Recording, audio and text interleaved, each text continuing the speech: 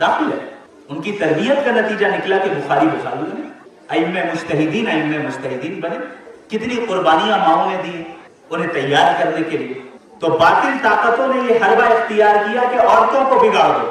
جب مسلمانوں کی عورتیں بگڑ جائیں گی تو آئندہ کی نسل میں اللہ والے پیدا نہیں ہوں گے. آئندہ کی نسلوں میں حفاظ, علماء, دعات, مصلحین پیدا نہیں ہوں گے اور یہ امت بکھر جائے گی, خراب ہو جائے گی. لہذا اس لیے اس بات کی سب سے زیادہ ضروری ہے, میری مائیں بہنیں, آپ سے مؤدبانہ گزارش ہے کہ اس کی طرف متوجہ ہو جائیں کہ ہم کیسے اپنی اصلاح کریں, کیسے ہم اپنے آپ کو درست کریں. اور یاد رکھیں نبی کریم صلی اللہ علیہ وسلم نے فرمایا کہ تم میں سے ہر شخص ذمہ دار ہے. وَكُلُّكُمْ مَسْئُولٌ عَنْ رَعِيَّتِهِ, تم میں سے ہر شخص اپنی ذمہ داری کے متعلق اللہ کے یہاں جواب دہ ہوگا, اس سے سوال کیا جائے گا. ایک عورت ہے, ایک ماں ہے, اس ماں سے اس کے بچوں کے تعلق سے قیامت کے دن سوال ہوگا کہ تم نے کیا تربیت کی, کیسے تم نے اسے تیار کیا, اس کے دل میں مال کی محبت داخل کی, دنیا کی محبت داخل کی, یا اللہ کی محبت تم نے داخل کی. تم نے اپنے شوہر کو دینی راستے میں کام کرنے کے لیے ترغیب دی کہ نہیں دی, اس میں تم معاون بنی یا نہیں بنی, تم نے کیا کنٹریبیوٹ کیا, تم نے کیا حصہ لیا اس دین کی ترقی کے لیے, تمہارا گھر کا نظام کیسا چلتا تھا, تم گھر کے نظام کو درست طریقے سے سنبھالتی تھی یا نہیں سنبھالتی تھی. یہ وہ سارے سوالات ہیں جو ایک عورت سے قیامت کے دن پوچھے جائیں گے, چونکہ عورت اپنے گھر کے نظام کو سنبھالنے کی ذمہ دار ہے, اپنے بچوں کی تربیت اور پرورش کی ذمہ دار ہے. یہ سوال ہوگا, اور یاد رکھیں ان سوالات کا جواب دیے بغیر اللہ کے سامنے سے کسی کا قدم ہل نہیں سکتا قیامت کو. ایک ایک کر کے سوال ہوگا, تم نے کیا کیا, اپنی جوانی کو کہاں لگایا, جو مال ملا کہاں سے حاصل کیا, وہ مال کہاں کا خرچ کیا, جو علم تم نے حاصل کیا اس پہ کتنا عمل کیا. وہ سارے سوالات ہیں جن کا جواب دیے بغیر قیامت کے دن کوئی چارہ نہیں. تو کیا ہم اور آپ ان سوالات کا جواب دینے کے لیے صحیح معنی میں تیار ہیں؟ ہر ایک انسان اپنے آپ سے پوچھے, کیا ہمارے اعمال اخلاق ایسے ہیں کہ ہم ان تمام چیزوں کو صحیح طریقے سے جواب دے سکیں اللہ کے سامنے. لہذا خواتین جو ہماری مائیں ہیں, بہنیں ہیں, ان کے ہاتھ میں پوری جنریشن ہے, ایک نئی جنریشن, ایک نئی نسل جو اللہ والی نسل ہو یا دنیا والی نسل ہو.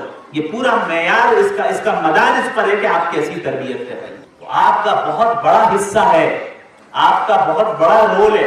اگرچہ دنیا والوں نے یہ پڑھا دیا کہ مسلمان خواتین تو بڑی بیکورڈ ہیں, انہیں حجاب میں رکھا جاتا ہے, غلام ہیں, آزاد نہیں ہیں, ان کا تو کوئی حصہ ہی نہیں ہے. سب جھوٹ ہے, پروپیگنڈا ہے.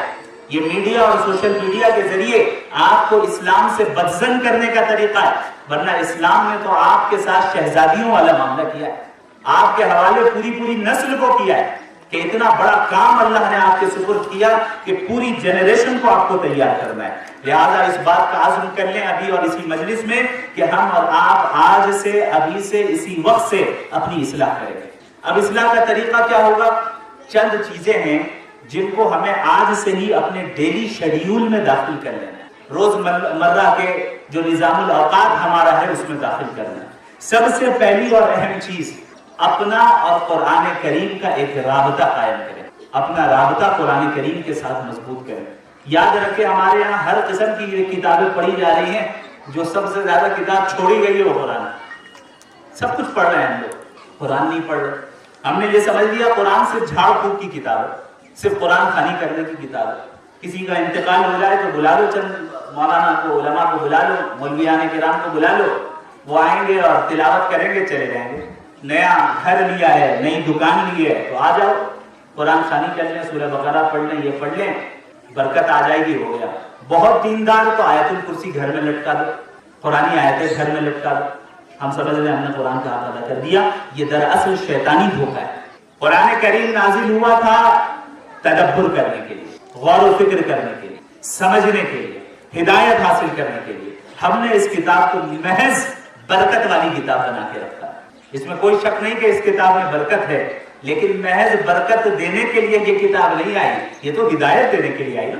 اب جب ہم سمجھیں گے ہی نہیں کہ قرآن کریم میں کیا اللہ نے فرمایا تو ہدایت کہاں سے حاصل ہوگی؟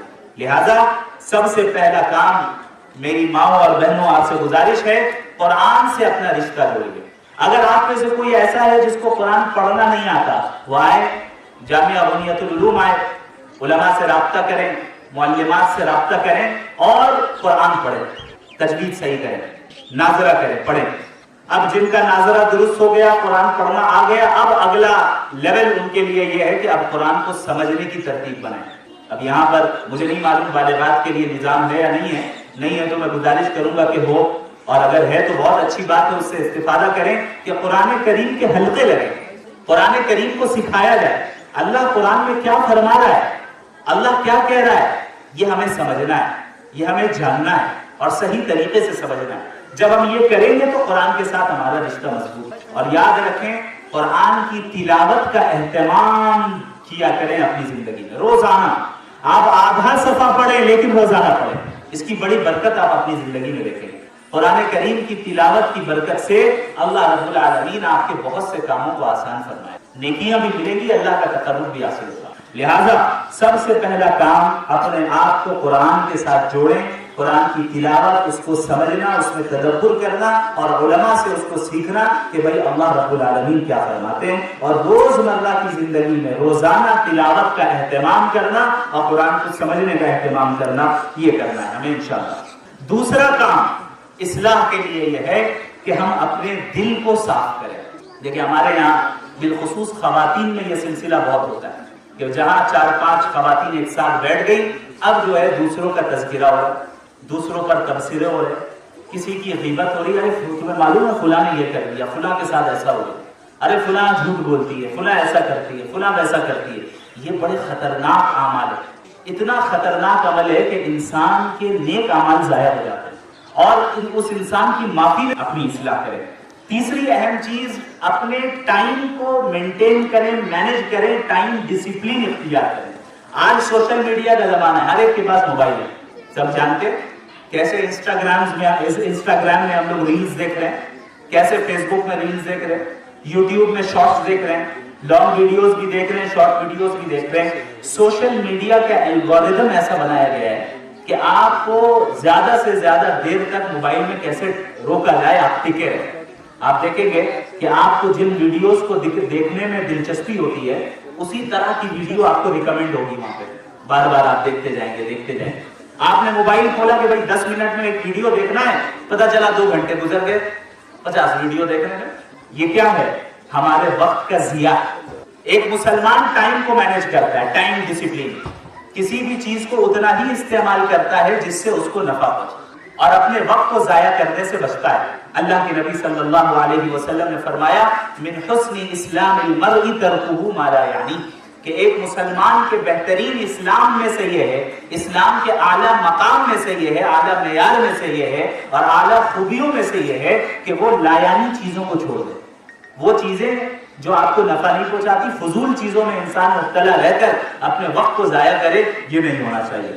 چوتھی چیز یہ ہے میری ماں اور بہنوں، اپنا نیک لوگوں کا حلقہ بنائیے، نیک لوگوں کی صحبت اختیار کی.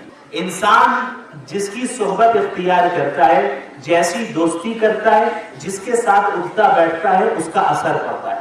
اگر آپ نے ایسے لوگوں کے ساتھ دوستی کی اور ان کے ساتھ اٹھنا بیٹھنا آپ کا ہوا جو صرف دنیا داری میں مبتلا ہے، اللہ کو یاد ہی نہیں کرتے، غیبت میں مبتلا ہے اور پھر برائیوں میں مبتلا ہے، تو کیا ہوگا؟ وہ برائی ہمارے اندر بھی داخل ہوگی. اگر ہم نے اپنے آپ کو نیک لوگوں کے ارد گرد کر دیا، جو نماز پڑھنے والیاں ہیں، اللہ کو یاد کرنے والیاں ہیں، اگر ہم نے ان کے ساتھ اٹھنا بیٹھنا کیا، جن کے دلوں میں بیماریاں نہیں ہیں، اخلاص ہے، اللہ کی محبت ہے، تو کیا ہوگا؟ اس کا فائدہ بھی ہمیں پہنچے. لہذا یہ 4 چیزیں ایسی ہیں جو ہمیں ابھی سے اختیار کرنی ہے. قرآن کریم کی پابندی، دوسری چیز اپنے دل کی صفائی ہر بیماری سے، ہر برائی سے، تیسری چیز وقت کو مینٹین کرنا، وقت کے ضیاع سے بچنا، چوتھی چیز اپنے آپ کو نیک لوگوں کے ارد گرد کرنا. کریں گے انشاءاللہ ہم سب. جب ہم ان چیزوں کو کریں گے تو اب ہمارا اصلاح کا سفر شروع ہو جائے گا. آہستہ آہستہ ہم اپنے نفس کی اصلاح کرنے والے بن جائیں گے. لہذا شریعت اسلامیہ نے جو رول عورتوں کو دیا ہے اس کو اچھے طریقے سے سمجھیں. آپ کا کام ہے کہ ایک مضبوط امت تیار کرنا. اب ایک ماں ہے وہ ایک مرد کے لیے، اپنی اولاد کے لیے، چاہے لڑکا ہو یا لڑکی ہو، پہلا مدرسہ ہے. پہلا مدرسہ ماں کا گود ہے، ماں کی گود ہے پہلا مدرسہ. اب آپ اس چھوٹے بچے کے ذہن میں جو باتیں ڈال رہے ہیں، جو اخلاق سکھا رہے ہیں، جو چیزیں آپ بتا رہی ہیں، وہ اس کی شخصیت اور پرسنالٹی ویسی بنتی چلی رہی ہے. لہٰذا ماں کا بڑا گہرا رول ہے، بہت گہرا رول ہے کہ کس طریقے سے ہمیں جنریشن کو تیار کرنا ہے. ایک بیوی ہے تو اس کا بھی بڑا رول ہے کہ وہ کس طریقے سے اپنے شوہر کا تعاون کرے، اس کی اطاعت و فرما برداری کرے دین کے معاملے میں، دنیا کے معاملے میں بھی، لیکن جب تک کوئی ناجائز چیز کا حکم نہ دے.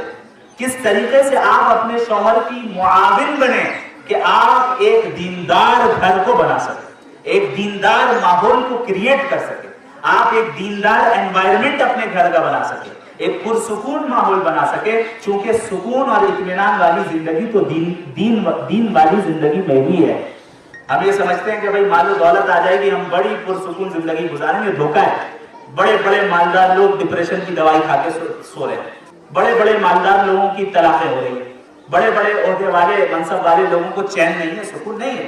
چونکہ چین، سکون، اطمینان، راحت، دلی اطمینان، یاد رکھیں میری ماں و بہنوں، یہ مال سے حاصل نہیں ہوتی، یہ تو محض دین پر عمل کرنے کے نتیجے میں حاصل ہوتی. لہذا اگر ہم نے دیندار گھرانہ تیار کر لیا تو اس کا ہمیں دنیاوی فائدہ بھی ہوگا اور اخروی فائدہ بھی ہوگا. اور کبھی بھی مغربی دنیا کے دھوکے میں مبتلا نہ ہوئیے گا. آج پوری دنیا کا زور اس پر ہے کہ کس طریقے سے مسلمان عورتوں کو دین کا باغی بنایا جائے، اور اسی لیے نعرے لگائے جا رہے ہیں جھوٹے فریڈم کے، جھوٹی آزادی کے، کہ بھائی آپ حجاب میں ہیں آپ غلام ہیں، آپ حجاب اتاریں گی آپ آزاد ہیں، آپ اپنے شوہر کی اطاعت کر کے گھر کا کام کر رہی ہیں یہ غلامی ہے، جب آپ باہر نکل کے جاب کریں گی یہ آزادی ہے. آپ اگر کچھ کرنا چاہتی ہیں اور مذہب رکاوٹ بن رہا ہے آپ رک جا رہی ہیں یہ غلامی ہے. جب آپ مذہب کے پابندیوں کو توڑ کر ان چیزوں کو کرنے لگ جائیں جو آپ کی خواہش ہے تب آپ آزاد ہیں. یہ دھوکہ ہے اور بہت بڑا دھوکہ ہے، بہت خطرناک دھوکہ ہے. اتنا خطرناک دھوکہ ہے کہ یاد رکھے اگر اس چیز کو ہم نے اختیار کر لیا اور اسی حالت میں خدا نخواستہ موت آ گئی تو پھر سمجھ میں آ جائے گا کہ کون کامیاب تھا اور کون ناکام. یہ دراصل مغربی دنیا آپ کو اپنی غلامی کی طرف بلا رہی ہے اور کچھ نہیں. اب آپ خود اندازہ لگائیں کہ آپ حجاب کو اپنی ڈگنیٹی کے طور پہ پہن رہی ہیں، آپ حجاب کو اپنے وقار کے طور پہ پہن رہی ہیں کہ کوئی بھی مرد کے اندر یا اس کے پاس یہ حق نہیں ہے کہ میری طرف غلط نگاہ اٹھا کر دیکھے. قیمتی چیزوں کی طرف ہر ایک کو دیکھنے کی اجازت نہیں ہوتی، اس کو چھپائے کے رکھا جاتا ہے. مغربی دنیا یہ کہہ رہی ہے حجاب اتارو تاکہ ہم تمہیں دیکھ سکیں.